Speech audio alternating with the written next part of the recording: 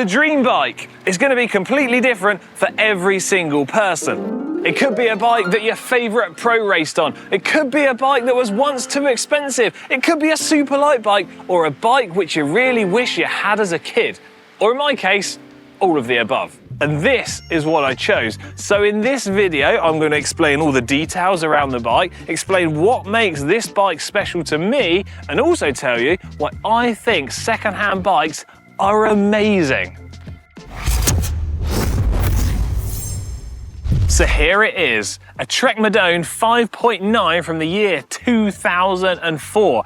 A bike which I spent absolutely ages searching for online in order to find the exact one I wanted and one in good condition. So the Madone is a bike which Lance Armstrong rode to almost all of his Tour de France victories.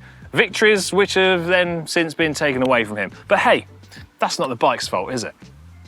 It's painted in Discovery Channel's Team Blue, and you've got the Discovery Channel logo on the seat tube. The frame is constructed from carbon fibre, OCLV 110 to be precise, and it's this carbon fibre technology which can be considered as Trek's biggest contribution to the cycling world. It stands for Optimum Compaction Low Void, and it's a technology which Trek were an early adopter of, and one which they brought to the cycling world on their road bikes since 1992. The bike is built up with Shimano Dura-Ace 7800. Think along the days of 10-speed mechanical shifting and rim brakes, although the brake calipers and front derailleur have actually been swapped out for Ultegra. I don't know if that's how the bike came from the factory or if someone's just downgraded them from Dura-Ace. The exact specification of the group set and the gearing, well, at the crank, we've got 172.5mm crank arms, 53 39 tooth chain rings. At the rear of the bike, we have an 11 to 25 tooth cassette, and that small little rear derailleur. And up front, we've got shifters which have the cables exiting from the side. And it's mad how that alone can make a bike look quite dated. When it comes to the wheels, these are not what the bike would have originally had fitted to it. These are Mavic Caserum Elites fitted with Continental Gator Skin tyres. However, when the bike was new and pros were racing on this thing, it would have much more liked to have some Bontrager wheels and Bontrager tyres. And in the coming weeks and months, parts like this are something which I'm going to upgrade and get back into its original condition.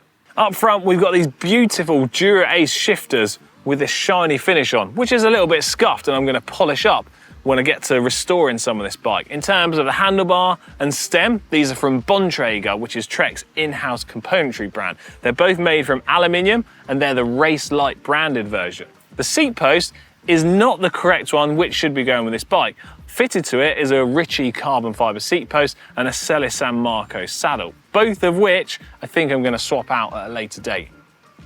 No pedals or bottle cages came with this bike, but chances are I'm going to fit my normal Wahoo Speedplay pedals, and I'll try to find some original spec bottle cages to go with it. In terms of the bike weight, well, I kind of left my scales back at GCN Megabase, but we'll pop the weight of this bike up on screen once I've weighed it afterwards.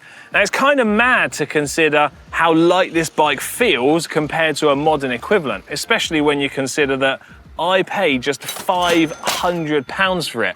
And that is one of the amazing things about second-hand bikes. You can find some absolute bargains which almost laugh in the face of their modern day equivalents. Now, this bike, when it was new, had a retail price of $5,000, which is around 4,000 Great British pounds. And I've got to say, it is one hell of a piece of kit. Eagle-eyed and regular tech viewers will probably be sat there thinking, hold on a second, didn't you basically have this exact bike almost a year or so ago, which you used for your budget hill climb series? Well, yes I did. However, I was a total idiot and sanded off all the paint and basically ruined it. Sorry, everybody. I couldn't help myself.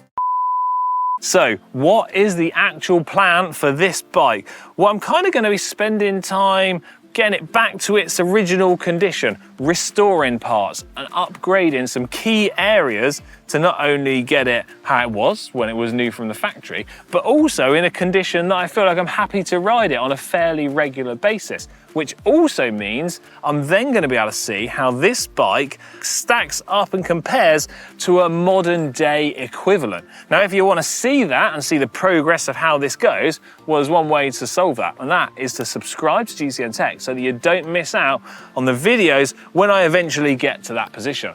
So, out of all the bikes in the world, why have I chosen this one? What makes it so special to me? Well, it's the bike which I grew up watching on television, being raced at things like the Tour de France. It's a bike which was always in my local bike shop that I would visit as a kid and spend ages looking at all of the little details and wishing that I could have one to ride. And then here I am, sat some 20 years later with the exact bike, with some spare cash in my pocket, ready to invest into this little project of mine, upgrading parts, restoring parts, and just generally making the bike how I want it to be. And then finally, the great thing about doing projects like this is that buying second-hand bikes can be super cheap, which makes it accessible for lots of different people. And you can have all of the fun of searching out the parts that you want, finding the parts at a really good price, and then putting it together yourself. And that means if you're one of the people that maybe complain and wince at the price of modern day top spec bikes, well, it kind of means that you can get something that's pretty comparable for just a fraction of the price and have some great fun when you put it all together. Anyway, I hope you've enjoyed taking a closer look at my dream bike, but I'm keen to hear what yours is. So let me know in the comments section down below. And don't forget, if you want to track the progress of how this little project of mine goes, well, subscribe to GCN Tech. And well, I'll keep making some videos to keep you updated. Right, I'm out of here. See you later.